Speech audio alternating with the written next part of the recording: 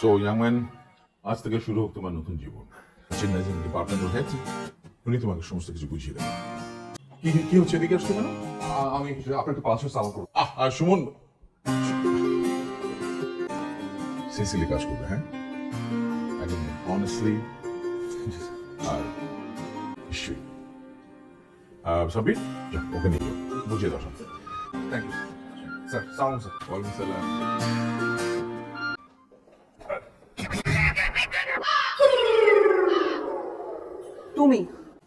তোমাকে কোথায় যেন দেখেছি? হায় রে, চাকরি খেলেও মনে নাই? চাকরি খেলেন, আপনার জন্য মার খেলাম, এখন আর চেনার দরকার কি, তাই না? এটা আমার টেরিটরি, এখানে আজই আমি নতুন জয়েন করেছি। আপনি চাকরি খাবেন, ঠ্যাঙ্গা করতে পারবেন। কি সাবির ভাই? এই অফিসের ডিরেক্টর। আরে দূরের কত চেয়ারম্যান। সরো।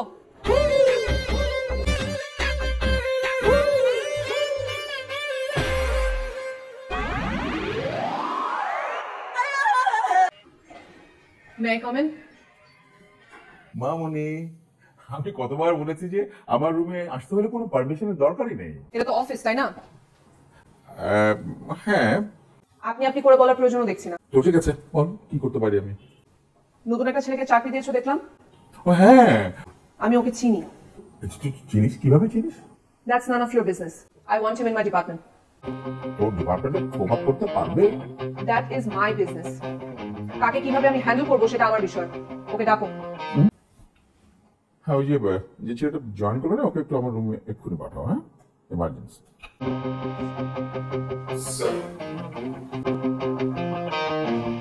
কি নাম তোমার? সুমন। সুমন আহমেদ। জি, সুমন আহমেদ। কালকে থেকে তুমি আমার ডিপার্টমেন্টে জয়েন করছো। Be on time.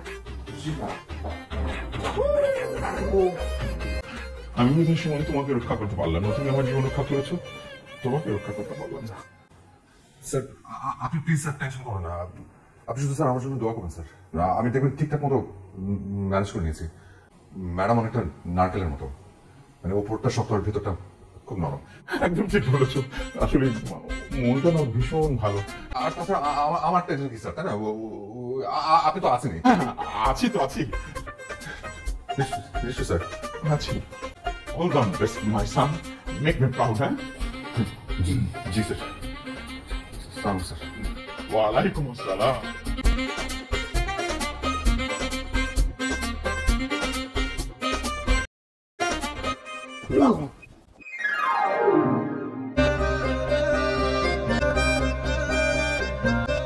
কয়টা বাজে?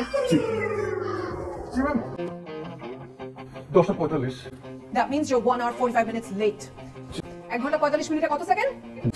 6300 বার সরি লিখে আমাকে সাবমিট করবে। প্রতি সেকেন্ডের জন্য একবার করে সরি। জি? রিপিট করতে হবে? 300 সরি লিখতে তো এই আছে দিন পুরোটাই পার হয়ে যাবে। আল্লাহ রে, কেন যে দেরি করলাম।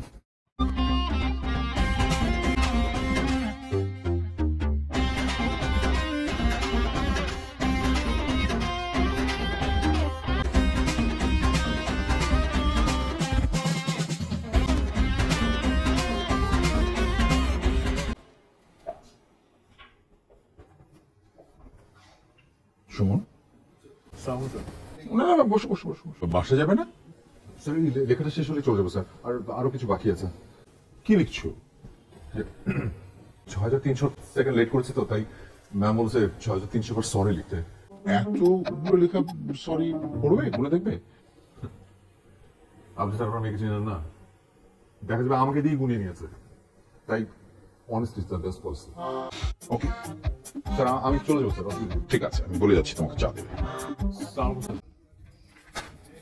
লাস্ট মান্থের রিপোর্টটা ভুল হলো কেন? কোথায় ম্যাম? এই যে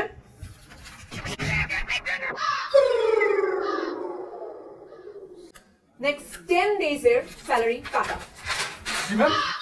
রিপিট করতে হবে? No ma'am. কি করে নিয়ে আসো? জি।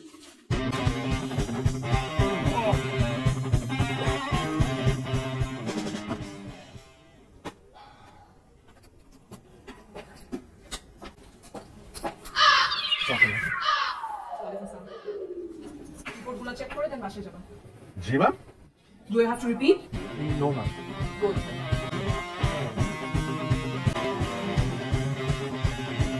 ফুয়াদ ভাই, এই অফিসে আমি সবচেয়ে বেশি আপনাকে বিশ্বাস করি। এখন আপনাকে একটা গোপন কথা বলতে চাই। মানে এই অফিসের জন্য তো আমরা অনেক কিছু করেছি।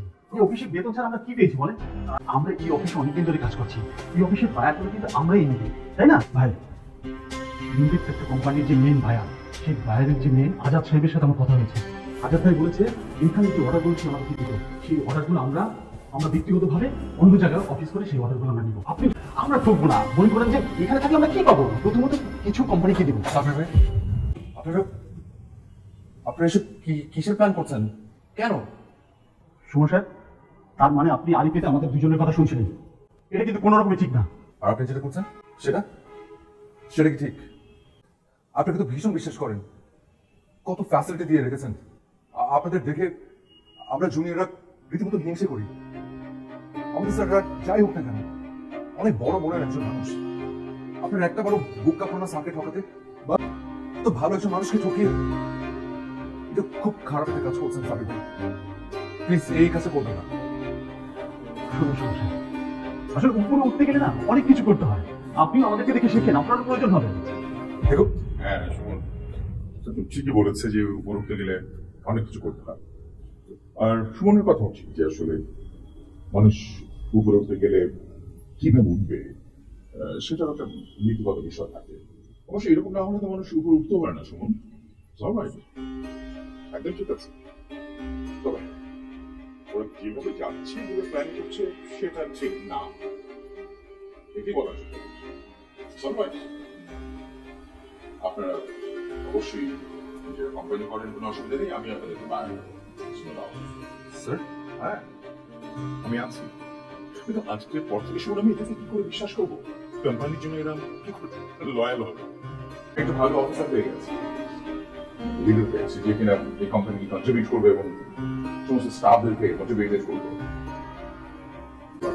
আপনারা অ্যাকাউন্টস ডিপার্টমেন্টে যোগাযোগ করেন, আপনাদের সমস্ত পাওনা দেন নিচে দেবেন। সুমন স্যার, তুমি ওনাদেরকে এখন নিয়ে নিতে প্লিজ।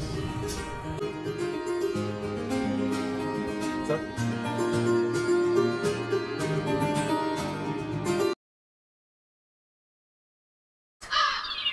বাবা তুমি এটা কি বলছো? আমি ওই গাধাটাকে বিয়ে করব?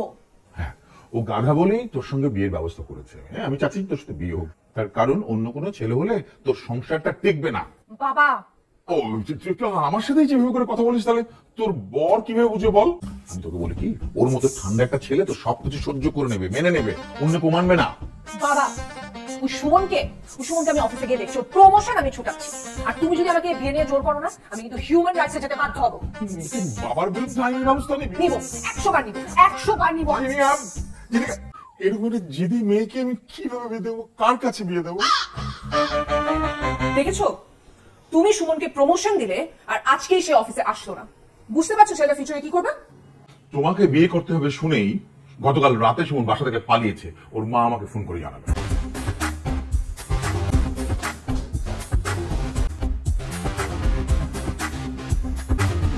বাবা আমি সুমনকেই বিয়ে করব এবং আজকেই বিয়ে করব। ওকে যে কোনো ভাবে খুঁজে বের করো। আর মনে রেখো, যদি তুমি না পারো আমি আর কোনোদিন বিয়ে করব না। মানে এরকম মেয়ে যেন আমার শত্রু কেউ না। আপনারা আমার কথা শুনুন ভাই, দেখেন এইভাবে আমাকে একা ফেলে যাবেন না ভাই। ভাই আমার কথা শুনেন, এইভাবে যাবেন না। আমি একজন অসহায়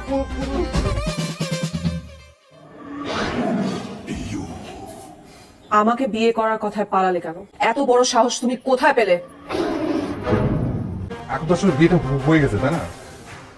এখন তো একটু স্বাভাবিকভাবে কথা বলবেন আমার সাথে, না? Just shut up. তুমি আমাকে তুমি করে বলছো কোন সাহসে? তোমার সাথে আমার বিয়ে হয়েছে বলে তুমি যদি মনে করো তুমি আমার উপর খবরদারি করবে, তাহলে বড্ড বড় ভুল করছো। আমি তোমাকে বিয়ে করেছি কারণ তুমি আমার সাথে বিয়ে করার কথা শুনে পালিয়েছিলে। এত বড় সাহস, তুমি আমাকে অপমান করার চেষ্টা করো। এইবার দেখো আমি তোমার কি হাল করি। বিয়ে তো তোমার ঠিকই হলো, তুমি আমার অফিসের সামান্য বেতনে চাকরি করা একজন কর্মচারী, কথাটা মনে রেখো। হাসছো কেন? কারণ আমি ভেবেছি তুমি হয়তো একটু বুদ্ধিমান, তার থেকে বেশি অহংকার। ঠিকই বলছো, আমি একজন সামান্য কর্মচারী। আমি তোমার অফিসে চাকরি করা সামান্য বেতনের একজন তুচ্ছ কর্মচারী। একবার ভেবে দেখো, তোমার অফিসে সামান্য বেতনের চাকরি করা একজন ক্ষুদ্র কর্মচারী যদি বিয়ের পর পরে তোমার মতো একজন মানুষকে ডিভোর্স দিয়ে দেয়, তখন কি হবে? ওই অপমান তুমি সহ্য করতে পারবে? শুধু তাই না, বাইরে গিয়ে আমি জনে জনে তোমার নামে আমি কি কি যে বলবো আর কত বদনাম করব, তোমার কোনো ধারণা নেই। কি ভেবেছ আমি খুব ভদ্র? আমি ভালো মানুষের সাথে ভালো, খারাপ মানুষের সাথে খারাপ।